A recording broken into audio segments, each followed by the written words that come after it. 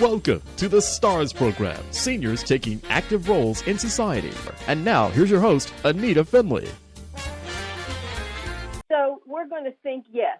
We're going to think yes about everything. Right now, we need to think yes. And the expert in thinking yes is Linda Sauget. She's a columnist. She's a working professional woman, and she's an author of If You Think It. And you can read her every month in our magazine, Boomer Times, and on our internet edition, and we try to get her on the radio when she's not too busy. So thank you, Linda, for taking your time today. I guess you do have time, don't you? I do, and it's my pleasure, as always, to be with you. And Linda, you are such you always call me a force of nature. You're really the force of nature. What you do really for so many people, and especially what you started doing now for the seniors and going to the senior communities, you had to stop that, haven't you? Well, I had to stop it right now because, they're all on lockdown. They need to stay. That's a vulnerable population, and they need to stay in their apartments and not be out in big groups listening to lectures and entertainment, which the assisted living, they're very good at having things 7 days a week. But now we are stopped from doing that. I can't wait to get back, but I don't know when that's going to be. I love lecturing. Yeah, I know you do. And, of course, you bring your wonderful guy with you, Dave, who's a physician, and he lends a lot to your speeches, doesn't he? He does, because I always provide the motivational, inspirational side of a message, but he brings the same message with a medical side to it, because everything is related. Things that are good for us mentally and emotionally are good for us physically. And so he's very good at tying in the messages that I talk about, whether it's hope or gratitude or laughter, the things that are good for us, diet, exercise, whatever my topic is, he always brings the medical side of it to bear. And so it's educational, it's entertaining. My goal is always to be motivational and inspirational, give people something to think about. So I definitely miss doing that, and I can't wait till the lockdown is over and we can get back into doing those things. It's important. It's a very important thing to feed people's mind with positive messages. And I think what's important for me, though, to tell everybody is if you are living in a community, it doesn't have to be a senior living community. It can be a place where a lot of seniors live out in the Broward County, Miami-Dade County, and even Palm Beach County. If you want to have a superb speaker, and she's really very economical, not like a lot of others, because she loves to do this, and she'll go anywhere to talk. And once she speaks, and now she brings Dave with her, you won't forget it. So if you need to get in touch with her, call us at our office if you would like, and we'll make that happen. Our number is 561, well, I'll give you my cell phone, 561-758-0299. But if you want to get on her website, it's ifyouthinkit.com, ifyouthinkit.com. Okay, well, let's just go back now and tell me what is your life now? Tell us what it's like now with this coronavirus, the coronavirus. I mean, I don't know what it's like. Well, everything has slowed down.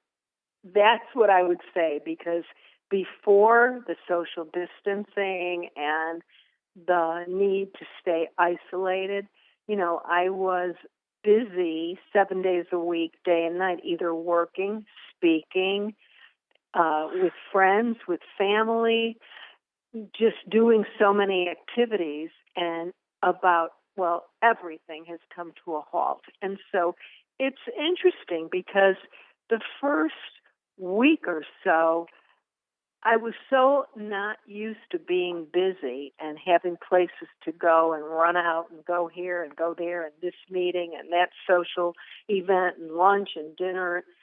I I just felt lost. It just seemed so at odds with my normal pace in my day. And now it's so slow. But guess what? I've come to appreciate it. I've come to start looking at what is there during this time when we are forced to be in our homes as much as possible, unless we're going out for an essential service. What is there to appreciate about this time? What's good about this time? And, of course, I've found many, many things that are good about it.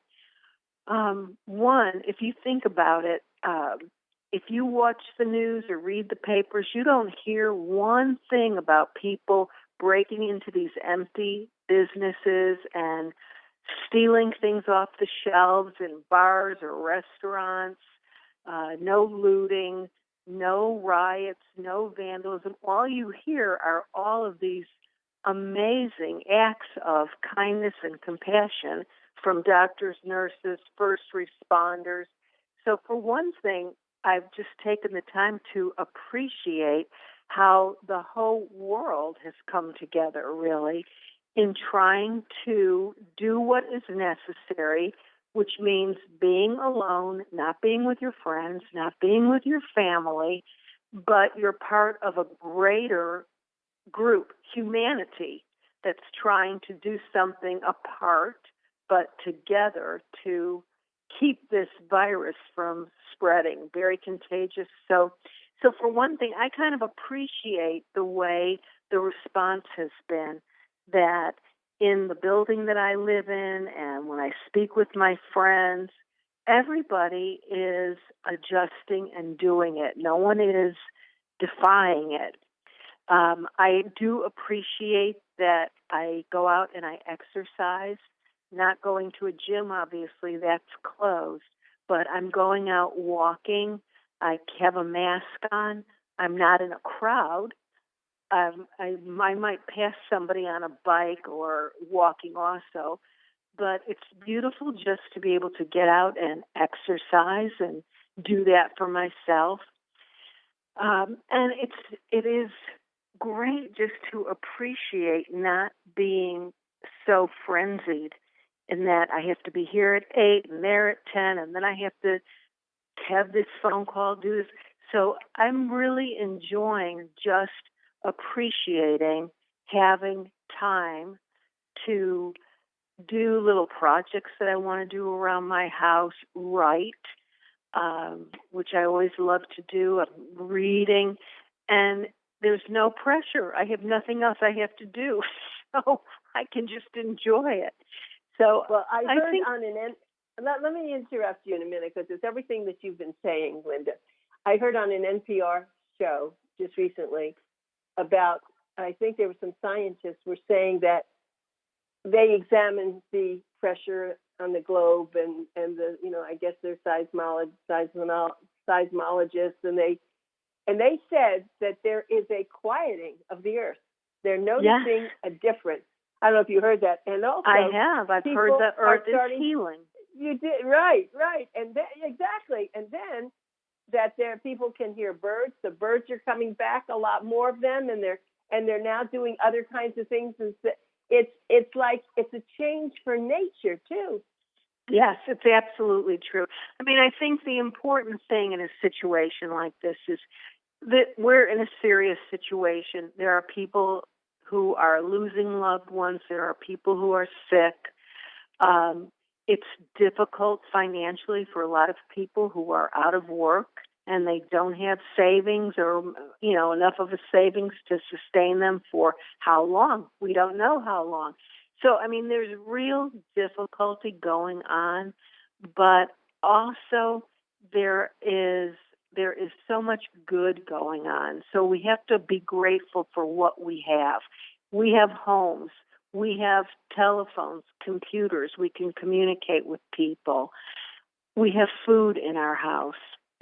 So when you're going through a difficult time, any difficult time, you don't deny it. You can't deny that there are there's some difficult things going on, but you don't want to spend all day long thinking about your problems and your difficulties. So just acknowledge it and then see what's good, see what you could find that is good about it.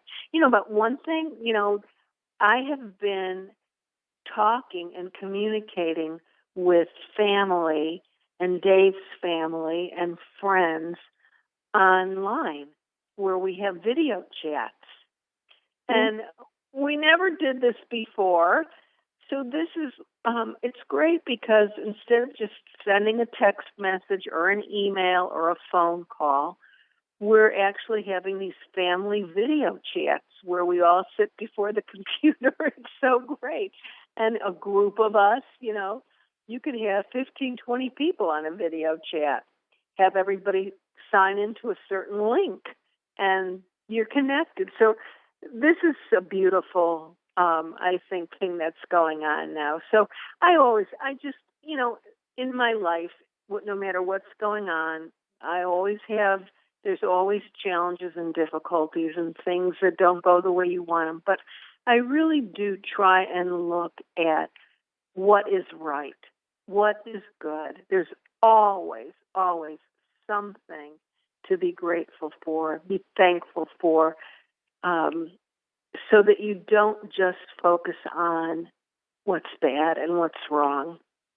Excellent, and that's true. And I knew that you would do that this morning when I asked you to be on our show. So this is Linda Sauget. She is a columnist, and she's a professional woman, and she does the radio show whenever we can grab a hold of her. But she's so much more than that. Besides being a very special friend, she's really a friend. She's really a philosopher. She doesn't know that yet, but she's always philosophizing about things, and just like as she did now. But let me tell you of another experience, and I know that you know Neil, and he has family in Monaco, and he has family who are very artistic. One woman is a famous actress in Paris, and she's been doing things in Monaco, and she's frenetic, just does one show after another. And now when this happened, she took her daughter, who was, I think, 14 or 12, up to the mountains when this first happened to get away from the city and all. And apparently she has not been this relaxed for many years. And now she's almost going to give up the theater. She's doing other things. She said, I forgot what life was like or could be like. Everything that you were saying. And so what I'm thinking, and I'm going to be talking about this, as a matter of fact, about what this is going to do to change our lives. And it's going to change it forever. It's not just when everybody gets back to work or we don't have the coronavirus anymore. I think people have had to now reevaluate everything you were saying.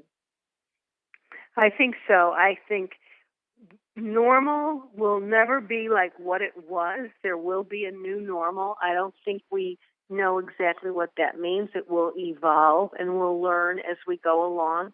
But I think until there is a vaccine or immunity, or we can really eliminate this virus, this pandemic, around the world,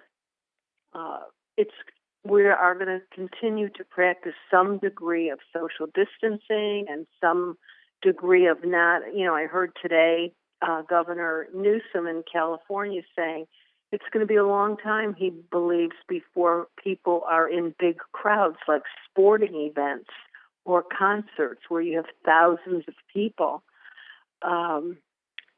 We might get back to that at some point, but not in the immediate future. Maybe not this year, maybe not next year. So our life is definitely going to change, and so we don't want to bemoan, how it used to be, and we could do this and that. We have to embrace what is new.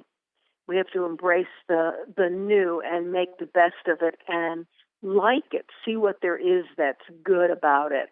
Our earth is healing. Our planet is healing because we're not putting as much pollution from cars and, planes. And so definitely the earth is healing. And I think people are a little quieter and just appreciating just their homes, their families, the very simple pleasures in life.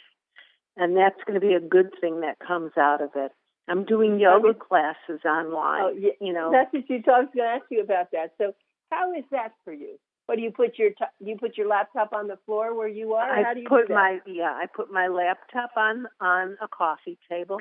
I put my mat on the floor in the living room, and the teacher's on the screen like a yoga class.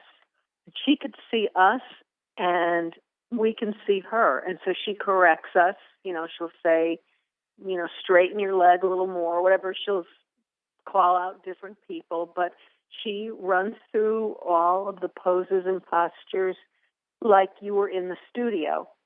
And so I like it. I mean, it's not exactly the same, but what's the benefit of it? When the class is over, I roll up my mat and I'm home. I don't have to get into my car, drive back home.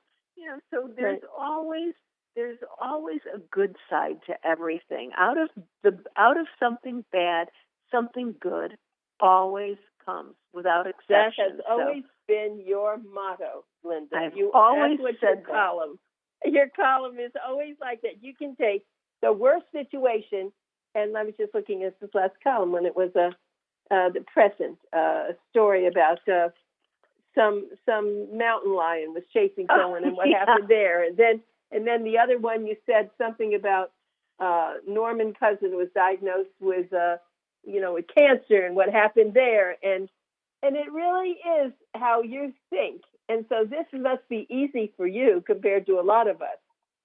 Well, I do believe that our thoughts, the way we think, is the way our life goes. If we think negatively, bitter, angry, hateful, that's your experience of life. You find and see everything that's wrong. And there's plenty to see. You'll always get to find something. But if you look for what's right, if you think positively, if you say, okay, this is difficult, I can't go out, I can't be with friends, I can't meet anybody for dinner, so I feel isolated, but also I can reach out to my friends. I can call, I can email, I can text, I can video chat. I can still be connected in a different way. So instead of thinking on what's wrong, if you're positive, you'll always find ways to turn things around to find what's good in a situation. Because there always is good and bad. I was thinking about the lucky fish. Where I live, there's a fishing boat that goes out pretty much every day, and they have all these people and they come back with all this fish. And I thought, wow, the fish must be so happy. No one's trying to catch them. That's right. And I have someone else who lives on the Intercoastal, and they used to live. It was in Miami, and they used to see manatees, and then with the boats and all the activities, the manatees have gone, and now the manatees are appearing again. Exactly. So there's always a flip side to everything, and I would much rather look for what's right than what's wrong, because you'll find whatever you look for. So why not look for the bright side of things? That's a good point. You'll find whatever you're looking for. It's either bright or it's not. And that's another one of your ideas. I know you always do this. You're very clever this way. So let's just talk about what are you doing for food? How do you get your food? Well, I'm not going, out every day, but when I need food, I'm just going over to the food store, picking up, the fruits and vegetables and things that I need, and then coming back in. I'm wearing a mask and I'm washing my hands. And so, Trader Joe's, Whole Foods, Publix, they're all limiting the number of people who are in the store at any one time. So you can kind of stand in line in the parking lot 6 feet apart, and then they're letting people out, letting people in. And so it has not been difficult at all. And for people who have difficulty in getting out, all of these stores deliver. There are food services. There are people. There's a person in my building who's advertising he'll pick up food for you, And so if people can't get out, there are many, many ways to have food delivered from grocery stores. Yep, yeah, it's a whole, that's right. And I think people now, well, actually, even before this, people were having their food delivered. Their cooked food, because they did that, but they usually weren't having regular food delivered. But I think it is a new way, because so many times you can't get to a market, but the only problem is when you get the food, do you clean it off? What do you do with it now when you get it? Well, I probably should. I have to admit that I've seen the videos on Dr. Sanjay Gupta wiping his food boxes off and food.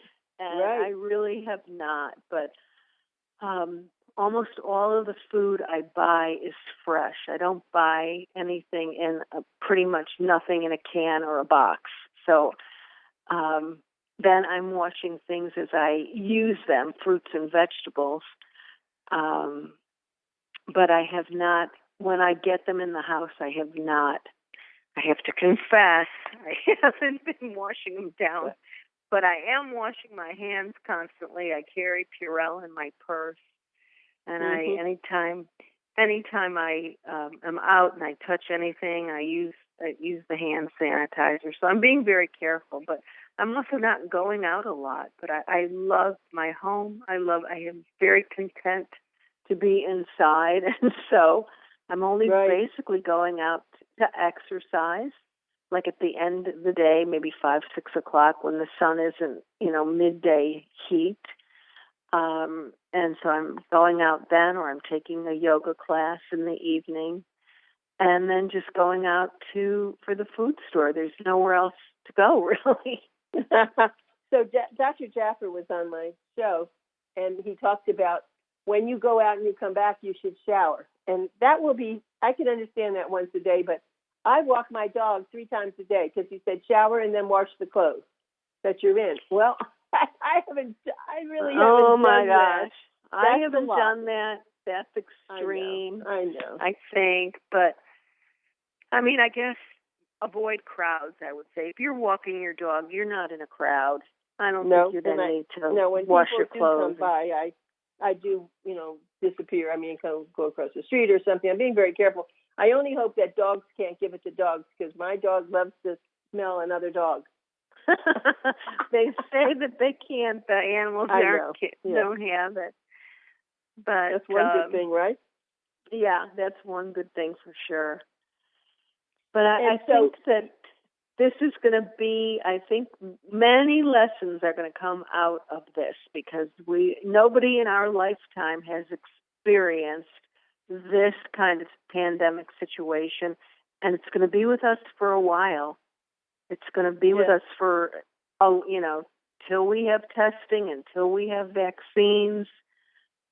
This is going to be a difficult transition to come back to, full society being back the way it was. And I think what our governments have to do is to plan on having another one and make sure that we have, even if they sit in storage, all the things we need, the masks and the gowns and everything, because we can't rush out again the way we've had to do. Yeah, this is what I'm hearing the governors saying. They've been so inspiring, Governor Cuomo in New York and Governor Newsom in California. They are planning. They're seeing the society coming back open as a dimmer switch, not like a light switch. Yes, but as that's a very dimmer good way to put it, a dimmer switch, right? Slowly. And they're identifying what businesses would open first. They've categorized the different businesses in our country. There's education, there's transportation, there's manufacturing. So the service industry, different industries, and what's the most essential and which ones would you open first. And they're even talking, no decisions have been made, but the conversations that they're having, even school, when school gets back in session, to have alternating hours or days. So that the entire school may not be in school at the same time. Kids may go to school Monday, Wednesday, Friday, Tuesday, Thursday, Saturday. or, 7 to 1 and 1 to 5 or whatever. In other words, staggering schools to have people not be so crowded in a classroom. So, these are all things under discussion to try and figure out how to keep some degree of social distancing and be able to resume some activities. So it's very interesting. But a lot of industries are going to hurt for a long time. Yes. Because they're not going to come right back.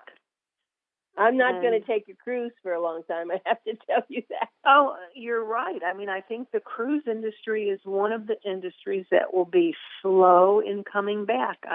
They'll be offering cruises for like $100 for a week. Right. I know it. And the interesting thing is, everything was going so well, they got bigger and bigger, 2,000, 3,000, 4,000 people, 5,000 on a trip. Maybe they're going to change that too. Exactly. Yep. So it's exciting in the sense that we are living through a seismic shift in the world. Good way to put it. Yes, that's a good way to put it. A seismic shift in the world, in the way we do things, in the way we respond to a crisis, prepare for one. We are going to analyze this for years to come. Leadership and preparedness and personal preparedness. I think there's going to be so many ways to look at this. It's going to be fascinating, but it's worldwide. And even though we're all apart, I see it as being together. I feel like the world is working together. Hopefully, cities Linda, and counties. True. Yeah, of course, there's always the oddball, that's out of sync with everything. But for the most part, I feel that the world is working together, and we're going to come through it. Thanks so much for being with us. It was wonderful as usual. And this was Linda Sauget. You can go buy her book, which is If You Think It, and you can go online and get it. So it's ifyouthinkit.com. Thanks, Linda, so much, and be safe. Thank you, Anita. Be safe. Stay well. Yeah. Okay. Bye. Bye-bye.